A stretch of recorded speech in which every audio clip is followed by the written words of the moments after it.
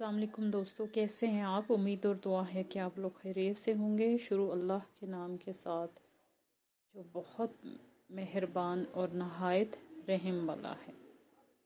Rabbi इश्रह ली सदरी व यस्सिर ली अमरी वहलुल उक़दतम मिन लिसानी यफ़क़हू क़ौली। आज हम सूरह आले इमरान शुरू करेंगे और इस सूरा की एक ख़ास बात जो मैं आपको बताऊं कि बहुत से मुहक्किकीन और बहुत से औलिया और सहाबा से ये रवायत चली आ रही है कि आप सल्लल्लाहु अलैहि वसल्लम से कि इसमें आज़म है और इसके अलावा कुरान का पढ़ना जो है कुरान पढ़ने वाले के लिए शिफात का बाइस होगा। तो सब हम लोगों को चाहिए कि हम लोग हर रोज़ कुरान का कुछ हिस्सा पढ़ लिया करें, क्योंकि घर के लिए बाइस बरकत है और आपके लिए शिफा का बाइस है इसका पढ़ना, इसका खोलना।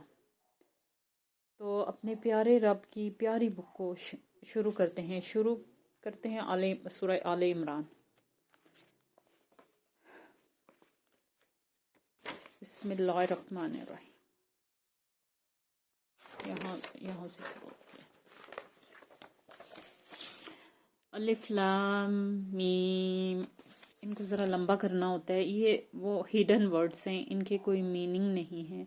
अगर मीनिंग है तो अल्लाह और उसका रसूल सल्लल्लाहु अलैहि वसल्लम जानते हैं। अल्लाहु ला इलाहा इल्ला हुवा अल हय्युल कय्यूम। अल्लाह ताला ला नहीं, इलाह कोई इलाह, इल्ला मगर, हुआ वही, अल हय्युल कय्यूम जो जिंदा है और जो कायम है। ज़्यादातर मुफस्सिरीन का कहना है कि इस आयत के अंदर इसमें आज़म पाया जाता है। तर्जुमा देखते हैं। अल्लाह के सिवा कोई इलाह नहीं और वही जिंदा है और कायम है। नज़्ज़ला इसने नाजिल की, अलैका आप पर, अल किताब किताब, बिल हक के साथ हक के, मुसद्दिक़ल लिमा तस्दीक करने वाली है, लिमा वास्ते इसके, जो बैना यदै है इसके सामने है। व अंज़ल तौरात और नाजिल की इसने अतौरात तौरात, वल इंजील और इंजील। इसका क्या तर्जुमा है। नज़्ज़ला इसने नाजिल की, अलैकल किताब आप पर किताब, इसने नाजिल की आप सल्लल्लाहु अलैहि वसल्लम पर किताब, साथ हक की तस्दीक करने वाली है, वास्ते इसके जो इसके सामने है यानी इससे पहले है, और नाजिल की इसने तौरात और इंजील। अब इन आयात से क्या पता चलता है कि कुरान जो आप सल्लल्लाहु अलैहि वसल्लम पर नाजिल किया गया ये एक ऐसी बरहक किताब है जो कि तौरात और इंजील की तस्दीक करती है कि वो भी उसके रब की तरफ से थी। सुभान अल्लाह। कुरान अपने साथ तौरात और इंजील की भी तस्दीक कर रहा है इस आयत में। मिन कब्लो इससे पहले, हुदन हदायत है। मिन कब्लो यानी तौरात और इंजील इससे पहले थी। हुदन हदायत, लिन्नास लोगों के लिए। व अंज़ल फुरकाना और इसने नाजिल किया फुरकान, फ़र्क करने वाला फुरकान। इन्नल्लज़ीना इन्ना बेशक, अल्लज़ीना वो लोग, कफ़रू जिन्होंने कुफ्र किया, बि आयातिल्लाह अल्लाह की आयात का, लहुम इनके लिए, अज़ाबुन शदीद अज़ाब है शदीद। इससे क्या पता चलता है इन आयात से। इससे पहले यानी इंजील और तौरात इससे पहले थी कुरान से और उनकी तस्दीक करता है कुरान करीम। फुरकान हमीद हदायत है लोगों के लिए और इसने नाजिल किया हक और कुफर में फ़र्क करने वाले को। इन्नल्लज़ी बेशक वो लोग जिन्होंने कुफर किया साथ आयात के, अल्लाह की इनके लिए अजाब है शदीद, और अल्लाह गालिब है, इंतकाम लेने वाला है। कुरान क्या है, सरासर हदायत है। इसमें आपकी ज़िंदगी के लिए वाज़े वाज़े असूल दिए गए हैं जिन पर अमल करके जो सरासर कामयाबी का बायस है, और इसने हक और बातिल में फ़र्क करने वाले को नाजिल किया। जब आप कुरान करीम पढ़ लेते हैं और इसको समझ लेते हैं तो आपके लिए बहुत आसान हो जाता है अपनी ज़िंदगी में चूज़ करना कि क्या सही है और क्या गलत है। वो लोग जिन्होंने कुफर किया अल्लाह की आयात का, इनके लिए अजाब है शदीद। वो लोग जिन्होंने अल्लाह कुरान को पढ़ के भी अपनी ज़िंदगी पर इम्प्लीमेंटेशन नहीं की, या फिर قرآن کا سرے سے انکار کیا، یا پھر یہود کی طرح قرآن کو ایک بائسٹ ہو گئے اور قرآن سے ہدایت لینے سے منکر ہو گئے۔ ہر طرح کے سرکش لوگ اس میں شامل ہیں اور ان کے لیے وعید ہے شدید عذاب کی۔ اور اللہ تعالیٰ غالب ہے اور انتقام لینے والا ہے، یعنی کہ ہر چیز پر غلبہ اسی کا ہے، حکومت اسی کی ہے، اور جب انتقام لے گا جن لوگوں کا اس نے وعید کر دیا، وعید دے دی کہ ان کے لیے عذاب ہے، بے شک وہ آخرت میں، وہ زندگی میں بھی ان سے انتقام لے سکتا ہے اور آخرت میں بھی اپنے برحق وعدے کے مطابق ان سے وہی سلوک کیا جائے گا۔ لیکن ان سب چیزوں سے بڑھ کر اللہ کی رحمت ہے، اللہ کی رحمت پوری کائنات پہ چھائی ہوئی ہے، تو آپ اپنی سرکشی کی اپنی زندگی میں معافی مانگ سکتے ہیں، آپ کے پاس وقت ہے۔ بے شک اللہ تعالیٰ لا نہیں یخفا پوشیدہ علیہ اس پر شیء کوئی چیز، فی الارض زمین میں، ولا اور نہ فی السماء آسمان میں۔ بے شک اللہ تعالیٰ کے لیے زمین اور آسمان میں کوئی چیز پوشیدہ نہیں ہے۔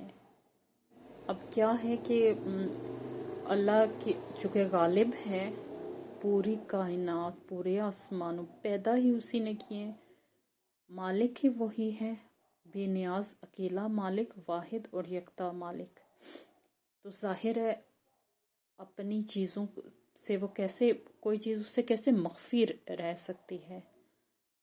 باہر کی دنیا تو باہر کی دنیا ہے، انسان کی نیت اور انسان کے دل کا احوال جانتا ہے، سو کائنات میں کوئی چیز ایسی نہیں ہے جو اس سے مخفی ہے۔ وہ اللہ وہ ذات ہے، یصورکم، وہ صورتیں بناتا ہے تمہاری، فی الارحام رحموں میں، کیفا جس طرح، شاء وہ چاہتا ہے۔ وہ اللہ ہی وہ ذات ہے جو صورتیں بناتا ہے، فی الارض رحموں میں، کیفا جس طرح، یشاء وہ چاہتا ہے۔ وہ اللہ ہی وہ ذات ہے، یعنی کہ دنیا میں جتنی مصوری ہے، جتنی کاریگری ہے اور جتنی جس کو تنوع کہتے ہیں، مطلب انواع و اقسام کی چیزیں ہیں، انسانوں سے لے کر، چیزوں سے لے کر، آپ سمندر کی مچھلیاں دیکھ لیں، آپ کہیں کسی گوشے کو دیکھ لیں، بے پناہ خوبصورتی میرے رب کی ذات میں ہے، اور اسی طرح اسی خوبصورتی کے لیے اس نے دنیا بنائی اور ہر انسان کی جو ہے مختلف شکل رکھی، اور جو ہے اپنی ماں کے جو ہے جب ایک بچہ پیدا ہوتا ہے، تو وہ مختلف شکل لے کر پیدا ہوتا ہے، اور جس طرح وہ چاہتا ہے اسے شکل دیتا ہے، اور یہ سارے انسان اس کی کاریگری کی بہترین مثال ہیں۔ لا نہیں ہے کوئی الہ، کوئی لا الا مگر ہوا وہی، العزیز الحکیم، کوئی اس کے سوا الہ ہی نہیں ہے، کوئی اس کے علاوہ عبادت کے لائق ہی نہیں ہے، کوئی اس کے علاوہ اللہ نہیں ہے۔ قل هو اللہ احد، کہہ دیجئے کہ اللہ ایک ہے، یعنی کہ جو ایک ہے اور کتنا زبردست ہے۔ لا الہ الا، نہیں ہے کوئی الہ مگر وہی جو زبردست ہے اور حکمت والا ہے، یعنی کہ یہ دنیا اس کی حکمت کے تحت چل رہی ہے، اس نے کیا چیز کب کرنی ہے وہ جانتا ہے، اس نے کس کو کس کے اوپر لانا ہے وہ جانتا ہے، اس نے کس کو کتنا رزق دینا ہے وہ جانتا ہے، اس نے سمندر کے نیچے جو خشکی ہے وہاں کوئی کیڑا ہے اسے بھی رزق دینا ہے، کتنا بڑا مطلب اس کی حکمتیں دیکھیں، اور وہ زبردست کتنا ہے کہ وہ ان سب چیزوں کو مینج کر رہا ہے۔ وہ اللہ وہ ذات ہے، انزلہ جس نے اتاری علیہ کا آپ پر کتاب منہ اس میں سے آیات کچھ آیات ہیں، محکمات پختہ، ہننا وہ ام الکتاب اصل ہیں کتاب کی، اخر اور دوسری متشابہات باہم ملتی جلتی ہیں۔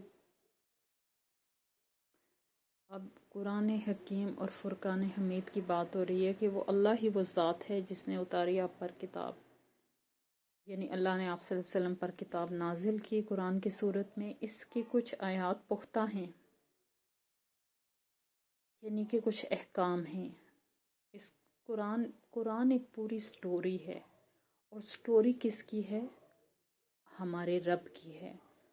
اور سبحان اللہ، جو ذات اتنی زبردست ہے، اس کی کتاب، اس کے بیان جو کتاب میں وہ کیسا ہو سکتا ہے؟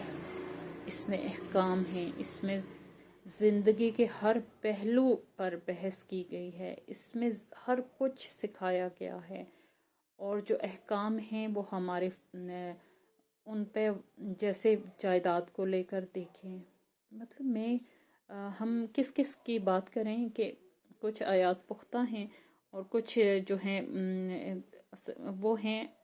وہ اصل ہیں کتاب کے احکامات کے حوالے سے آپ دیکھیں، اور دوسری متشابہ ہیں، اور کچھ واقعات ہیں انسان کی گائیڈنس کے لیے، انسان ان اقوام کی جو غرق ہوئیں، جو انہوں نے جو ہے جب بری چیزیں اپنائی، واقعات ہیں، اور اس کے بعد کچھ جیسے اب نماز کا حکم ہے، روزے کے بارے میں ہے، کچھ چیزیں بار بار بیان ہوئی ہیں، ان کی تاکید ہوئی ہے،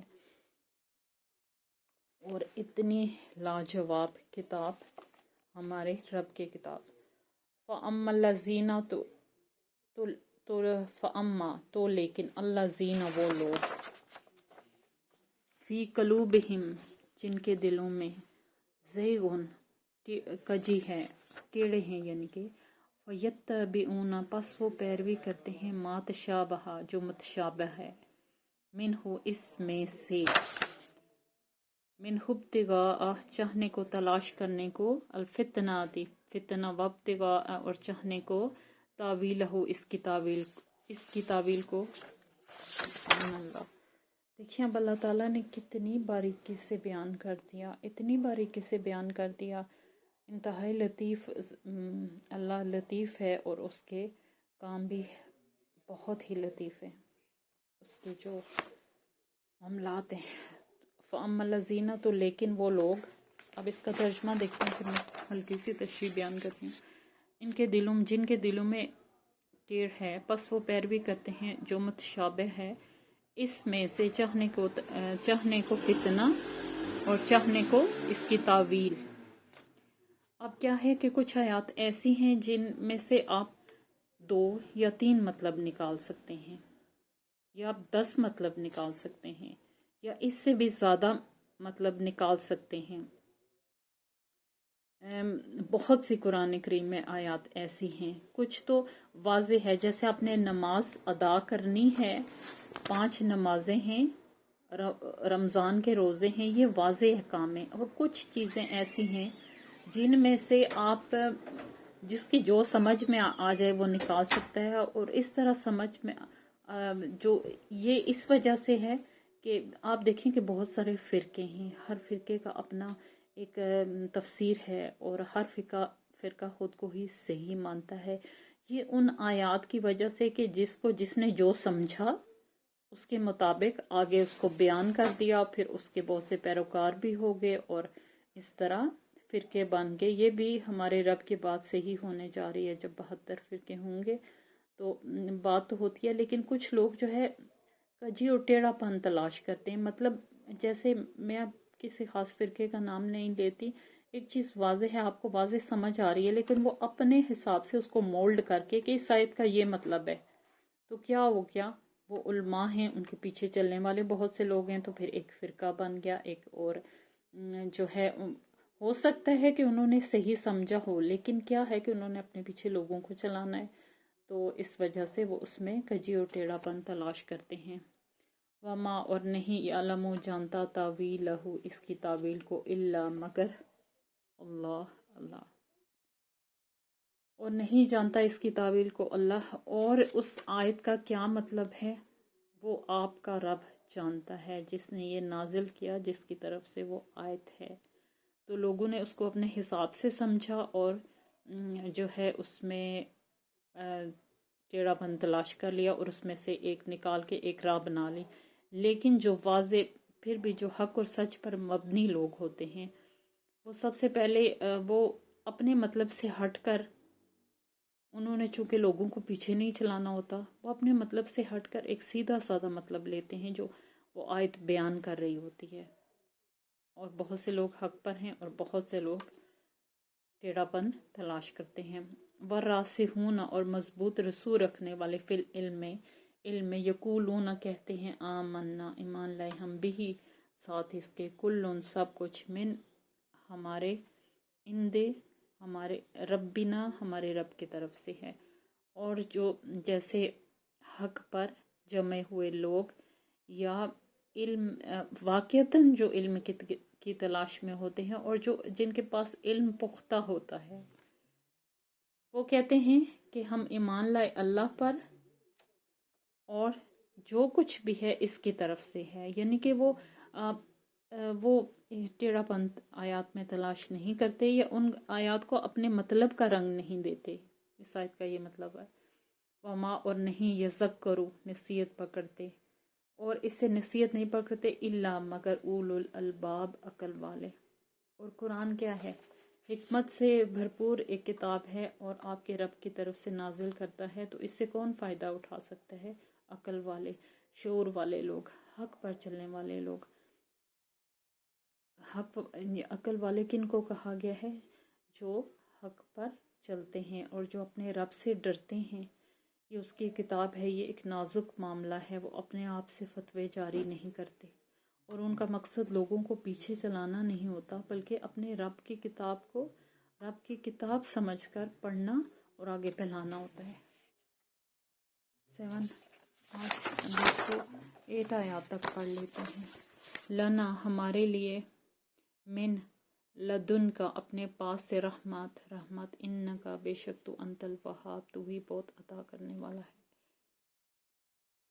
وہ کیا سوچتے ہیں جو حق پر مبنی لوگ ہوتے ہیں، وہ قرآن کے بارے میں کیا کہتے ہیں کہ یہ ایک رحمت ہے ہمارے رب کی طرف سے ہمارے پاس آئی ہے، ایک سراسر اس کو رحمت اور سمجھتے ہیں، اس سے رہنمائی لیتے ہیں اور اپنی زندگیوں کو اس کے مطابق کرتے ہیں، نہ کہ وہ جو ہے ڈھونڈ کے ایسی آیات نکالتے ہیں جن میں متشابہ ہیں، جن کو وہ اپنے مطلب کا رنگ دیتے ہیں۔ ان کا مقصد صرف رہنمائی ہوتا ہے، اور اللہ جو بہت کچھ عطا کرنے والا ہے، اس کی سب سے بڑی عطا قرآن پاک ہے، کیونکہ یہ اس کی طرف سے ہے، اور اس کی رحمت کا تقاضا تھا کہ وہ انسانوں کے لیے ایک کتاب بھیجتا، تاکہ انسان قیامت کے دن تاویل نہ پیش کر سکتا اپنی گمراہی کی، اپنی سرکشی کی۔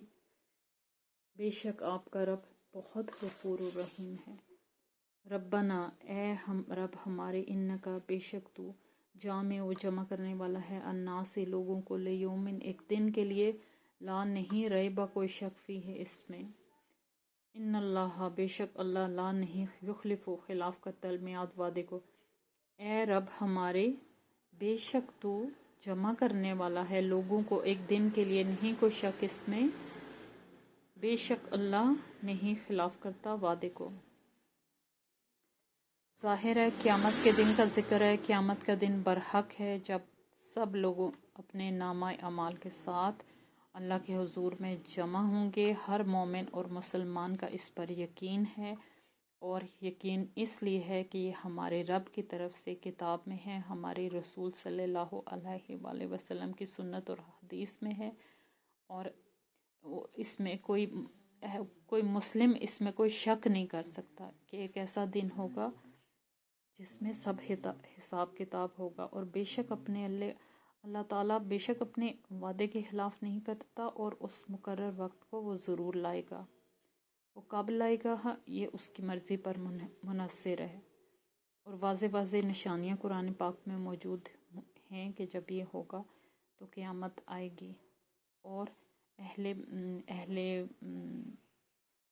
مسلم دنیا کے لوگ، ہم سب مومن مسلمان، ہم سب لوگوں کا جو ہے اس دن پر یقین ہے، کیونکہ اسلام جو ہے عقیدہ ہی بالغیب پر ہے۔ تو دوستو یہ تھی 9 آیت تک ہم نے پڑھا، سورہ آل عمران ہم نے شروع کی 1 آیت سے لے کر 9 تک۔ اس دعا کے ساتھ اختتام کرتے ہیں، اللہم انی اسألک علما نافعا وعملا متقبلا ورزقا طیبا آمین۔ اللہ حافظ۔